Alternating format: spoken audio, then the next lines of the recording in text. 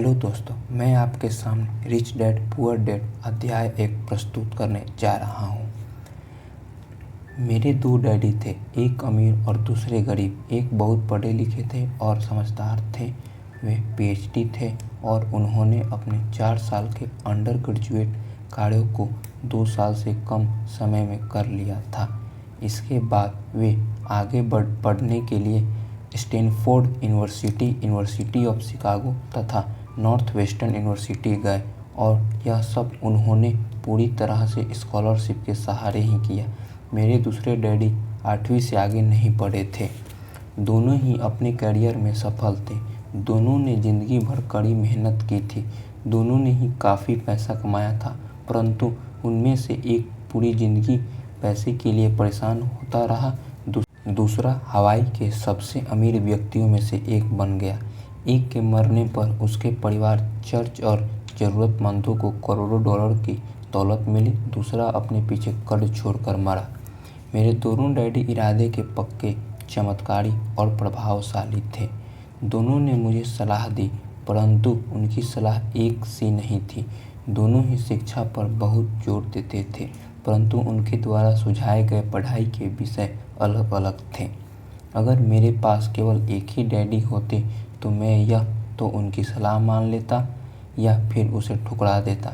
चूँकि सलाह देने वाले 2 थे, इसलिए मेरे पास 2 विरोधाभासी विचार होते थे, एक अमीर आदमी का और दूसरा गरीब आदमी का। किसी भी एक विचार को सीधे सीधे मान लेना या न मानने के बजाय मैं उनकी सलाहों पर काफ़ी सोच करता था, उनकी तुलना करता था कि और फिर खुद के लिए फैसला किया करता था। समस्या यह थी कि अमीर डैडी अभी अमीर नहीं थे और गरीब डैडी अभी गरीब नहीं थे। दोनों ही अपने करियर शुरू कर रहे थे और दोनों ही दौलत तथा परिवार के लिए मेहनत कर रहे थे, परंतु पैसे के बारे में दोनों के विचार और नज़रिए एकदम अलग थे। उदाहरण के तौर पर एक डैडी कहते थे, पैसे का मोह ही सभी बुराइयों की जड़ है, जबकि दूसरे डैडी कहा करते थे, पैसे की कमी ही सभी बुराइयों की जड़ है। जब मैं छोटा था तो मुझे दोनों डैडियों की अलग अलग सलाहों से दिक्कत होती थी। एक अच्छा बच्चा होने के नाते मैं दोनों की बातें सुनना चाहता था। परेशानी यह थी कि दोनों एक सी बातें नहीं करते थे। उनके विचारों में ज़मीन आसमान का फ़र्क था, खासकर पैसे के मामले में। मैं काफ़ी लंबे समय तक यह सोचा करता था कि उनमें से किसने कहा, क्यों कहा और उसका परिणाम क्या होगा। मेरा बहुत सा समय सोच विचार में ही गुजर गया था। मैं खुद से बार बार इस तरह से सवाल पूछा करता, उन्होंने ऐसा क्यों कहा, और फिर दूसरे डैडी की कही हुई बातों के बारे में भी इसी तरह से सवाल पूछता। काश मैं यह बोल सकता, हाँ वे बिल्कुल सही हैं, मैं उनकी बातों से पूरी तरह सहमत हूँ। यह कहकर मैं सीधे उनकी बात ठुकरा सकता। बूढ़े को यह नहीं पता था कि वह क्या कह रहा है। चूँकि दोनों ही मुझे प्यारे थे, इसलिए मुझे खुद के लिए सोचने पर मजबूर होना पड़ा। इस तरह सोचना मेरी आदत बन गई, जो आगे चलकर मेरे लिए बहुत फ़ायदेमंद साबित हुई। अगर मैं एक तरह से ही सोच पाता तो यह मेरे लिए इतना फ़ायदेमंद नहीं होता। धन दौलत का विषय स्कूल में नहीं बल्कि घर पर पढ़ाया जाता है।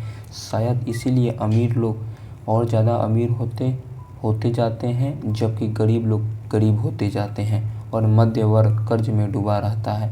हम में से ज़्यादा लोग के पैसे के बारे में अपने माता पिता से सीखते हैं। कोई गरीब पिता अपने बच्चों को पैसे के बारे में क्या सिखा सकता है? वह सिर्फ इतना ही कह सकता है, स्कूल जाओ, मेहनत से पढ़ो। हो सकता है वह बच्चा अच्छे नंबरों से कॉलेज की पढ़ाई पूरी कर ले, फिर भी पैसे के मामले में उसकी मानसिकता और उसका सोचने का ढंग एक गरीब आदमी जैसा ही बना रहेगा। यह सब उसने तब सीखा जब वह छोटा बच्चा था। धन का विषय स्कूलों में नहीं पढ़ाया जाता। स्कूलों में शैक्षणिक और व्यावसायिक निपुणताओं पर जोर दिया जाता है, न कि धन संबंधित निपुणता पर। इससे यह साफ हो जाता है कि जिन स्मार्ट बैंकर्स, डॉक्टर्स और अकाउंटेंट्स के स्कूल में अच्छे नंबर आते हैं, वे जिंदगी भर पैसे के लिए संघर्ष क्यों करते हैं। हमारे देश पर जो भारी कर्ज लदा हुआ है वह काफ़ी हद तक उन उच्च शिक्षित राजनेताओं और सरकारी अधिकारियों के कारण है जो आर्थिक नीतियाँ बनाते हैं, और मज़े की बात यह है कि वे धन के बारे में बहुत कम जानते हैं। मैं अक्सर नई सदी में आने वाली समस्याओं के बारे में सोचता हूँ।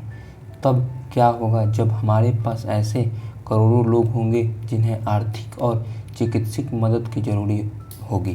धन संबंधी मदद के लिए या तो वे अपने परिवार पर या फिर सरकार पर निर्भर होंगे। क्या होगा जब मीडिएकर और सोशल सिक्योरिटी के पास का पैसा खत्म हो जाएगा? किस तरह कोई देश तरक्की कर पाएगा अगर पैसे के बारे में पढ़ाई की जिम्मेदारी माता पिता के ऊपर छोड़ दी जाएगी, जिसमें से ज़्यादातर गरीब हैं या गरीब होंगे। चूँकि मेरे पास 2 प्रभावशाली डैडी थे, इसलिए मैंने दोनों से ही सीखा। मुझे दोनों की सलाह पर सोचना पड़ता था। इस तरह से सोचते सोचते मैंने यह भी जान लिया कि किसी व्यक्ति के विचार उनकी ज़िंदगी पर कितना ज़बरदस्त प्रभाव डाल सकता है। उदाहरण के तौर पर एक डैडी को यह कहने की आदत थी, मैं इसे नहीं खरीद सकता। दूसरे डैडी इन शब्दों के इस्तेमाल से चिढ़ते थे। वे जोर देकर कहा करते थे कि मुझे इसके बजाय यह कहना चाहिए कि मैं इसे कैसे खरीद सकता हूँ। पहला वाक्य नकारात्मक है और दूसरा प्रश्नवाचक। एक में बात खत्म हो जाती है और दूसरे में आप सोचने के लिए मजबूर हो जाते हैं। मेरे जल्द ही अमीर बनने वाले डैडी ने मुझे समझाया कि जब हम कहते हैं मैं इसे नहीं खरीद सकता तो हमारा दिमाग काम करना बंद कर देता है। इसके बजाय जब हम यह सवाल पूछते हैं मैं इसे कैसे खरीद सकता हूँ, तो हमारा दिमाग काम करने लगता है। उनका यह मतलब नहीं था कि आपका जिस चीज़ पर दिल आ जाए उसे खरीद ही लें। वे लगभग दीवानगी की हद तक अपने दिमाग को कसरत करवाना चाहते थे, क्योंकि उनके ख्याल में से दिमाग दुनिया का सबसे ताकतवर कंप्यूटर है। मेरा दिमाग हर रोज़ तेज़ होता जाता है क्योंकि मैं इसकी कसरत करता रहता हूँ। यह जितना तेज़ होता जाता है, मैं इसकी मदद से उतना ही ज़्यादा पैसा कमा सकता हूँ। उनका मानना था कि मैं इसे नहीं खरीद सकता कहना दिमागी आलस की पहचान है। हालांकि दोनों ही डैडी अपने काम में कड़ी मेहनत करते थे, परंतु मैंने देखा कि पैसे के मामले में एक डैडी की आदत यह थी कि वे अपने दिमाग को सुला देते थे और दूसरे डैडी दिमाग को लगातार कसरत करवाते रहते थे। इसका दीर्घकालीन परिणाम यह हुआ कि एक डैडी आर्थिक रूप से बहुत अमीर होते चले गए, जबकि दूसरे डैडी लगातार कमज़ोर होते गए। इसे इस तरह से समझें कि एक व्यक्ति हर रोज़ कसरत करने के लिए जिम जाता है, जबकि दूसरा व्यक्ति अपने सोफे पर बैठकर टीवी देखता रहता है।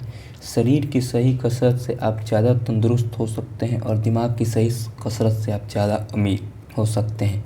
आलस से स्वास्थ्य और धन दोनों का नुकसान होता है। मेरे दोनों डैडियों की विचारधारा में ज़मीन आसमान का अंतर था। एक डैडी की सोच थी कि अमीरों को ज़्यादा टैक्स देना चाहिए ताकि बेचारे गरीबों को ज़्यादा फ़ायदा मिल सके, जबकि दूसरे डैडी कहते थे कि टैक्स उन लोगों को सज़ा देता है जो उत्पादन करते हैं और उन लोगों को इनाम देता है जो उत्पादक नहीं करते हैं। एक डैडी सिखाते थे मेहनत से पढ़ो ताकि तुम्हें अच्छी सी कंपनी में नौकरी मिल जाए, जबकि दूसरे डैडी की सीख यह थी कि मेहनत से पढ़ो ताकि तुम्हें किसी अच्छी कंपनी को खरीदने का मौका मिल जाए। एक डैडी कहते थे मैं इसलिए अमीर नहीं हूँ क्योंकि मुझे बाल बच्चों को पालना पड़ता है। दूसरे डैडी कहते थे मुझे इसलिए अमीर बनना है क्योंकि मुझे बाल बच्चों को पालना है। एक डैडी डिनर के टेबल पर पैसे और बिजनेस के बारे में बात करने के लिए हमेशा प्रोत्साहित करते हैं। दूसरे डैडी भोजन करने समय पैसों की बात करने के लिए मना करते हैं। एक का कहना था जहाँ पैसे का सवाल हो सुरक्षित कदम उठाओ, खतरा मत उठाओ। दूसरे का कहना था खतरे का सामना करना सीखो। एक का मानना था हमारा घर ही हमारा सबसे बड़ा निवेश और हमारी सबसे बड़ी संपत्ति है। दूसरे का मानना था मेरा घर मेरा दायित्व है, और अगर आपका घर आपकी नज़र में आपका सबसे बड़ा निवेश है तो आप गलत हैं। दोनों ही डैडी अपने बिल समय पर चुकाते थे, परंतु उसमें से एक सबसे पहले अपने बिल चुकाता था जबकि दूसरा सबसे आखिर में। एक डैडी का यह मानना था कि कंपनी या सरकार को आपका ध्यान रखना चाहिए और आपकी ज़रूरत को पूरा करना चाहिए। वे हमेशा तनख्वाह में बढ़ोतरी, रिटायरमेंट योजनाओं, मेडिकल लाभ, बीमारी की छुट्टी, छुट्टियों के दिन, बाकी सुविधाओं के बारे में चिंतित रहते थे। वे अपने 2 चचाओं से बहुत प्रभावित थे जो सेना में चले गए थे और 20 साल के सक्रिय जीवन के बाद उन्होंने अपने रिटायरमेंट और जीवन भर के आराम का इंतजाम कर लिया था। वे मेडिकल लाभ के विचार को पसंद करते थे और सेना द्वारा अपने रिटायरमेंट कर्मचारी को दी जाने वाली सुविधाएं की भी तारीफ करते थे। उन्हें विश्वविद्यालय का टेन्योर सिस्टम भी काफ़ी पसंद था। कई बार नौकरी से आजीवन मिल रही सुरक्षा और नौकरी के लाभ नौकरी से ज़्यादा महत्वपूर्ण हो जाते हैं। वे अक्सर कहते थे, मैंने सरकार के लिए बहुत मेहनत से काम किया है और इसलिए बदले में मुझे ये लाभ मिलनी चाहिए। दूसरे डैडी पूरी तरह से आर्थिक स्वावलंबन में विश्वास करते थे। वे सुविधाभोगी मानसिकता के विरोधी थे। वे यह मानते थे कि इस तरह की मानसिकता लोगों को कमज़ोर और आर्थिक रूप से ज़रूरतमंद बनाती है। उनका दृढ़ विश्वास था कि आदमी को आर्थिक रूप से सक्षम होना चाहिए। एक डैडी कुछ डॉलर बचाने के लिए परेशान रहे, दूसरे डैडी एक के बाद एक निवेश करते रहे। एक डैडी ने मुझे बताया कि अच्छी नौकरी तलाशने के लिए अच्छा सा बायोडाटा कैसे लिखा जाए।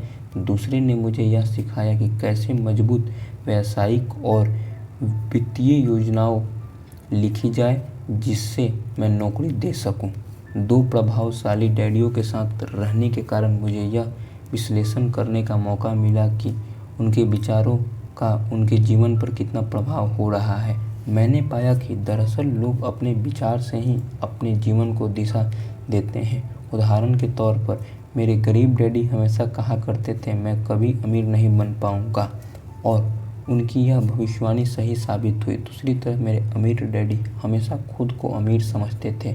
वे इस तरह की बात करते थे, मैं अमीर हूँ और अमीर लोग ऐसा नहीं करते। एक बड़े आर्थिक झटके के बाद जब वे दिवालियापन के कगार पर थे तब वे खुद को अमीर आदमी ही कहते रहे।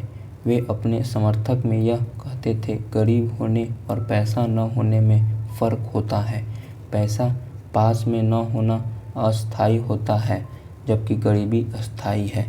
मेरे गरीब डैडी यह भी कहते थे, मेरी पैसों में कोई रुचि नहीं है या पैसा महत्वपूर्ण नहीं है। मेरे अमीर डैडी हमेशा कहते थे, पैसे में बहुत ताकत है। हो सकता है हमारे विचारों की ताकत को कभी भी मापा नहीं जा सके या फिर उसे पूरी तरह से समझा ना जा सके, फिर भी बचपन में ही यह समझ गया था कि हमें अपने विचारों पर ध्यान देना चाहिए और अपनी अभिव्यक्ति पर भी। मैंने देखा कि मेरे गरीब डैडी इसलिए गरीब नहीं थे क्योंकि वे कम कमाते थे, बल्कि इसलिए गरीब थे क्योंकि उनके विचार और कम गरीबों की तरह थे।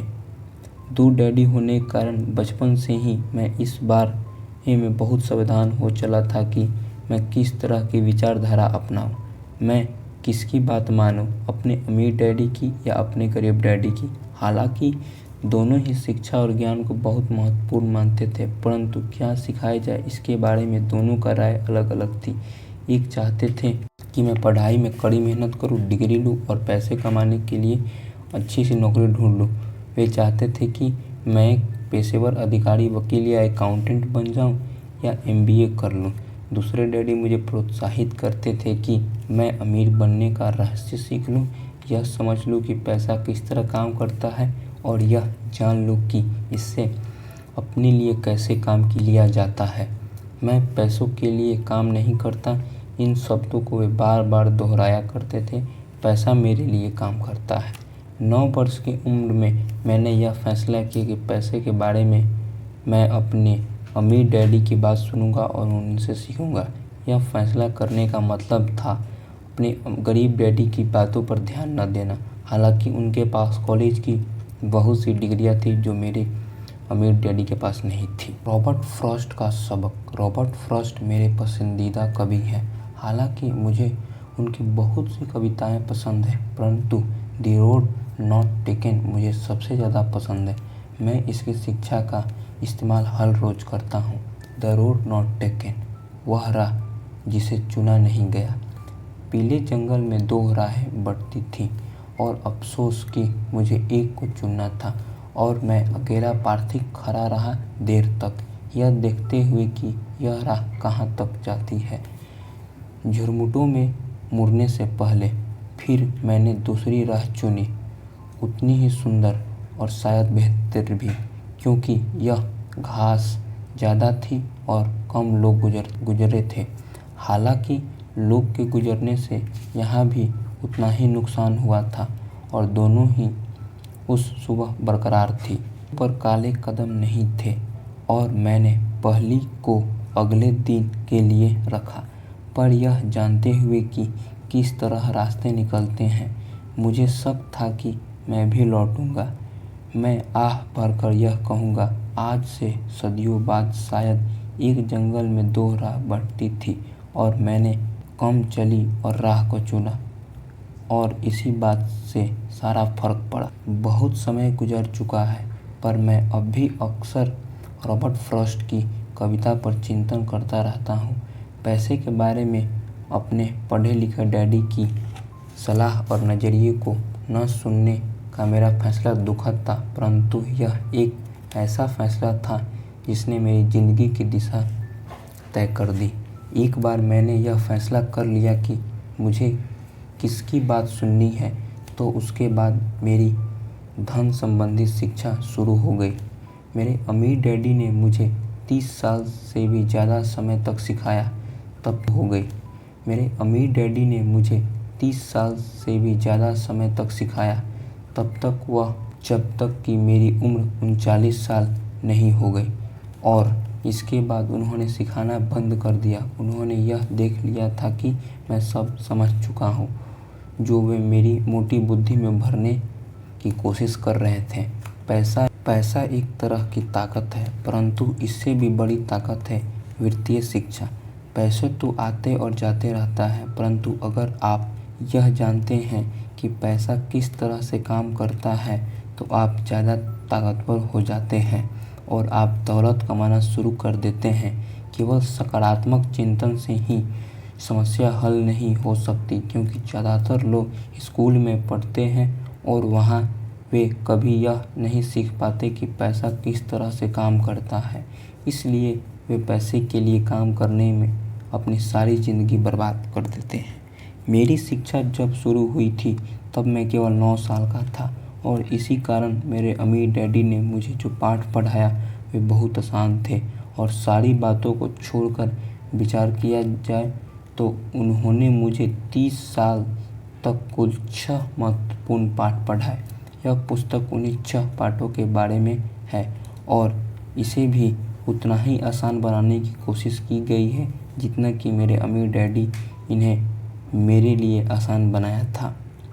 यह पाठ आपके लिए जवाब की तरह नहीं लिखे गए हैं, बल्कि मार्गदर्शक की तरह लिखे गए हैं। ऐसे मार्गदर्शक जो ज़्यादा अमीर बनने में आपकी और अपने बच्चों की मदद करने चाहे। बदलती हुई इस अनिश्चित दुनिया में कुछ भी होता रहे। आज का अध्याय यहीं समाप्त हुआ। अगर आप लोगों को अच्छा लगा तो कृपया लाइक, सब्सक्राइब और शेयर करना ना भूलें। धन्यवाद।